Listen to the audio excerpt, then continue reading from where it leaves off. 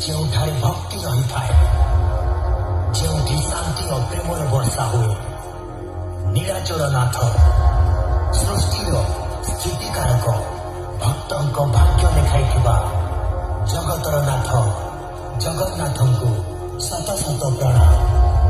Jay Jagannath, Jay Jagannath, Jay Jagannath.